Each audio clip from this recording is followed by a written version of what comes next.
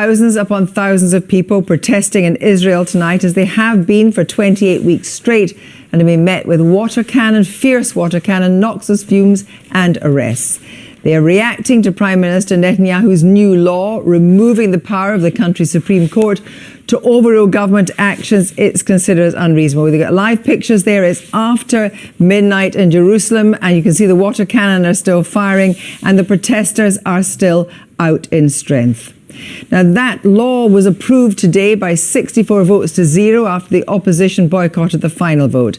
In the Knesset, the opposition leader, Yair Lapid, called the new law a takeover by an extreme minority over Israel's majority. Israel's president warned political leaders that the country was in a state of emergency.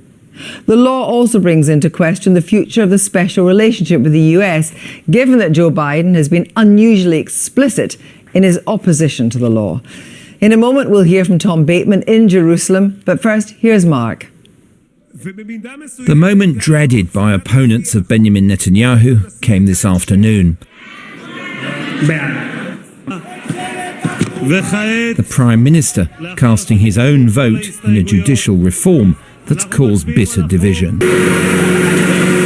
Those outside the parliament denounced Mr. Netanyahu as an autocrat. It was a bitter pill for the opposition, who'd marched through the weekend heat to protest until the end.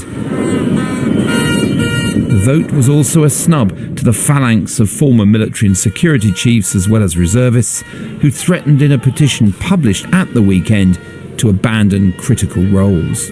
Essentially, when you look at the protest and who is doing a great deal of the demonstrations and the organizing and so forth, you can find both, the most senior former military figures and also the rank and file reservists that are united in opposing this particular bill, but more general, the judicial reform. But I can tell you, people are torn by commitment to the country and the responsibility you take to defend it. And on the other hand, your strong belief and attachment to the democratic institutions. The Netanyahu government had pushed ahead despite appeals from the Biden administration too. In culture war terms, the US and Israeli governments are decidedly opposed now.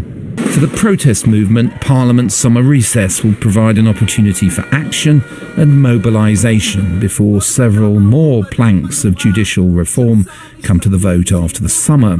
The aim of those opposing this platform is to whittle away the 4-vote majority that passed today's act, targeting in particular the Prime Minister's Likud party MPs.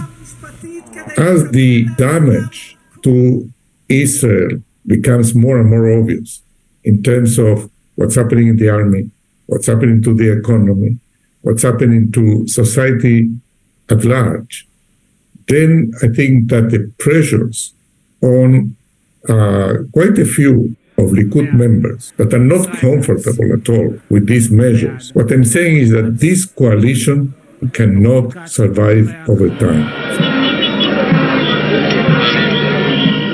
A summer of unrest beckons then, but for the moment, Mr. Netanyahu is winning.